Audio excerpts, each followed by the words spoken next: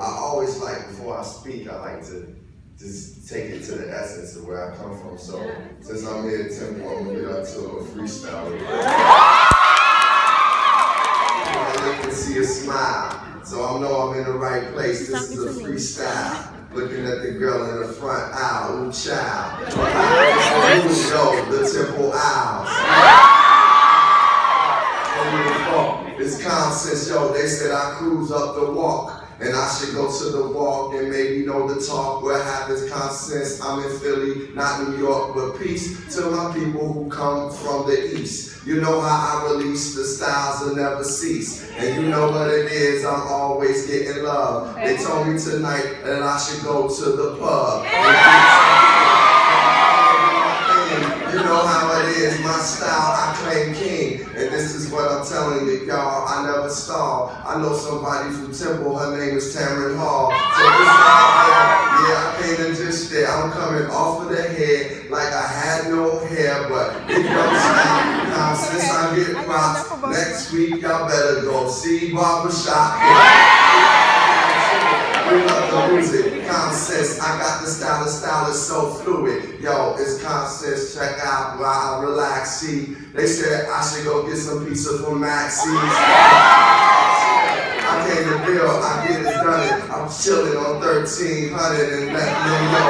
Yo, I had the whole flow, common sense. I came from where? From where? Chicago. You know it's like simple. Yo, don't need no temple. I'm here for temple. I'm coming straight off the temple. This mind is mental. It's like the thing that I do. I come through, and you know, on is part of the crew. I came down with the board. I praise the Lord. Listen to the style, as the style is never flawed. It soars high, so high. It's just like life. I say rest in peace to that brother named Fife. So it's like this, yo. You know I won't rest when it comes to this. I got love for Tribe Called Quest.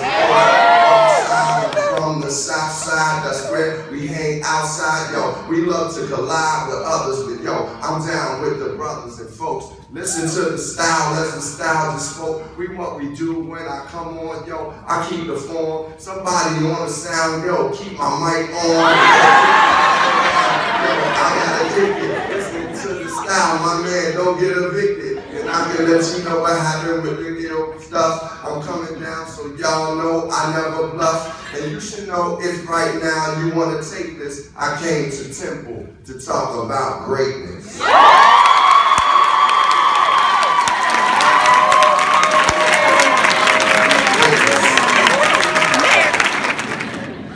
I started thinking, what really is greatness? What is greatness? Because I said, I want this, but what is it? Well, in the Common Dictionary, I hope y'all got the Common Dictionary. Greatness is using your gifts to perform at the highest level, and by doing so, you inspire others to reach their highest potential. So that means you use your gifts, whatever gift. Khalil Gibran in the book The Prophet says, work is love made visible. Work is love made visible. So that means when you really love something, when you're passionate about it, you're not even working. You're putting love in the atmosphere. The way we hear those songs and receive those songs and the art that we hear, that when we see an incredible painting, or you feel a teacher, a professor that really means something, that resonates with you, that's because they love it. They love it, and it's coming through as love, more than work. Well, let me tell you about a trip a time ago. I was going there to run a cold-blooded show. When I was there, I saw some people jamming too. They called themselves the Barn Hill Crew. Dr. Ice, Romeo, and Master E, all of the Barn Hill Crew, rapped into a T. I asked them, could they rock with me? That's all I remember from that time. But little did I know I had found my voice. Little did I know I had found my purpose. That I had found a path, something that would be something I would be impassioned to do for the rest of my life, would be the beginning of a career I would start. Little did I know, through just sitting there writing a rap, doing something that I love to do, doing it for the fun of it, that I would find a voice that would take me to Australia, to Japan, to South Africa, to Cuba, to the White House to meet the first Black president and first lady. To from university, I found my voice to give to the world. When you find your purpose, you have to believe in your purpose. Believing in your purpose is essentially believing in you. It's believing in you with everything you got. Like, one of the strangest ways I found out I didn't believe in myself. And it's crazy because I found out I didn't believe in myself, and I put out albums, and I was like, I had songs that some people would consider. Well, I was in a relationship with Erica, and we had a breakup. It was one of those moments where you know, they say a coming to Jesus moment. It's one of those things where you learn, like, who you are. It was one of those moments where, you know, men sometimes we don't say it, but when we go through those breakups too, man, it's painful. And I'm not afraid to say it. It was painful, but it was a great learning lesson because during that breakup, I was like, I had to do a lot of soul searching. I had to do a lot of like self-examination and working on myself. Because, you know, sometimes when you go through crazy things, you can choose one way. You can start just drinking and smoking and doing craziness, or you can say, man, I gotta get myself together. Kanye doing the listening sessions would hop up on the table and be rapping and sweating and spitting and just rapping and feeling it. And it was songs I ain't even like. I started liking him because he was rapping so hard and believing it. Belief is contagious. Belief is contagious. The more you believe, the more others believe. Well, as I was in my process of believing, it was time for my listening sessions as I would play the album beat. And no, I didn't hop up on the table because everything has to be done in your way, in your style. And I wasn't trying to be Kanye, I just embraced my belief. And the way I presented it was like, I would rap my songs and say them and be like, man, y'all will love this one. This is a good album right here. Yo, this is the classic, I'm telling y'all. And that's stuff that I would never do before. I felt like, man, that's being a little too arrogant. That's like, you know, you might offend somebody, they don't think this. I was like, no, check this album out, check this song out. And I was feeling my songs. And lo and behold, it was the first time I released the album.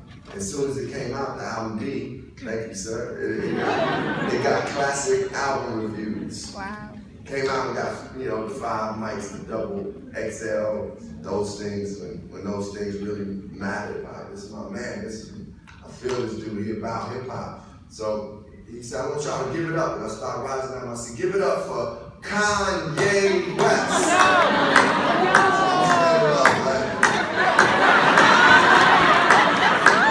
Gotta keep that smile on your face. Feeling all funny and stuff. You gotta keep that smile on your face. Like, you're happy for your boy, but man, you're like, damn. I didn't get 1 out of 5. 1? They come back. It's a passage I have from James, chapter 1 that I like to share with you all. It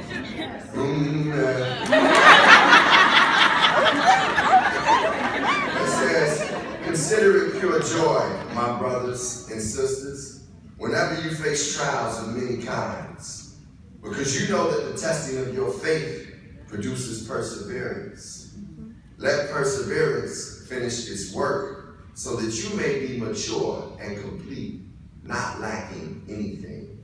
Not lacking anything. When I talk to you all about greatness, I'm talking about being great as a whole being. Not just only in your profession, though I've used that in many examples, me wanting to be a great artist, me wanting to be a great actor. But I'm talking about being a great human being, being a great father too. Greatness is a complete thing, a complete, not lacking anything. So when we go through these struggles, those are the areas that we gotta work on. When I was going through the struggle when I talked about with Erica, that was a struggle I had to work on. I had to work on myself to become better and believe in myself. But the only way I found that out was through that pain. Yeah. Well, I gotta say it was this time when my mother called me and told me to turn on the TV, because if you all remember, it was like a time in Chile, like in the country, where these miners were trapped for like 69 days. Like, and there was 33 miners trapped for 69 days. And the whole world was watching. And the day that they started to come out, they were, liberated and got from out of the mines. My mother called me to watch it. And I turned it on and I was moved. I was watching it. I was thinking, I was like, wow, this is powerful, man. Like, because each person that came out of the mine would get down on their knees and thank God, and then they would go hug their family. And I was thinking, like, wow, that's two of the most important things that we got in life, is God and our family. And they had come from the darkest of spaces, the most tough times where you don't know if you're going to live. Ariel, out of the 3 words, determination, grit, and ambition, which do you believe is most important and why? I think out of those 3 words, ambition, grit, determination. I think determination, but if I honestly would have to connect all 3 of those words, because you're going to need all 3 to get to the place that you want to get to. But determination, if you don't have the determination, then you're not even going to show the grit. And I think determination is pretty close to ambition in a way, but I think all those 3 words are very significant. Junior Nate Davis asks, do artists and people with the level of fame and influence you have reached have a responsibility to be positive role models and be socially aware, or are they just people living their lives whose opinions we shouldn't place so much importance on? Well, that's a good question, and I think the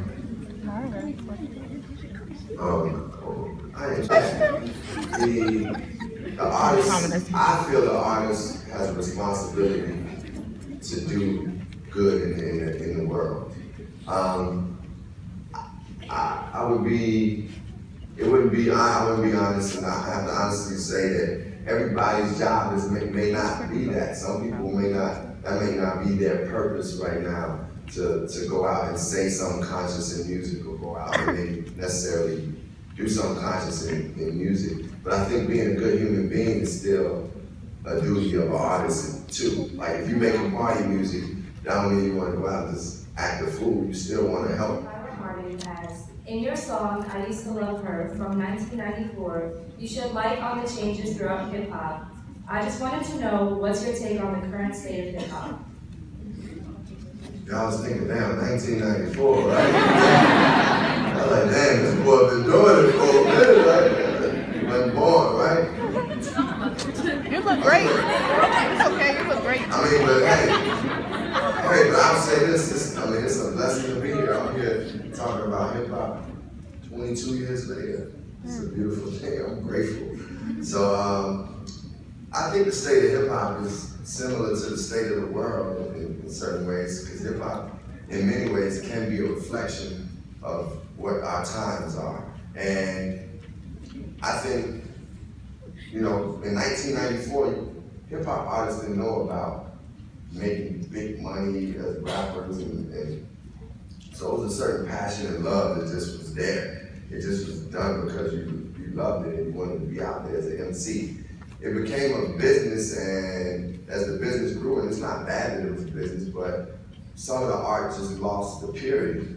And it became more of a business for a lot of artists that put out music. Now you do have a lot of artists who just, they're doing it for survival. And I'm not knocking that, because I'd rather see somebody rapping than doing something illegal that's gonna get them put in jail. So I think the music in certain areas it could be more balanced, but I still think it's some good hip hop out there. I think the state of hip hop is think about it, the things that we celebrate in the world now, certain celebrities that they may not even be talented, but they popular on the internet. And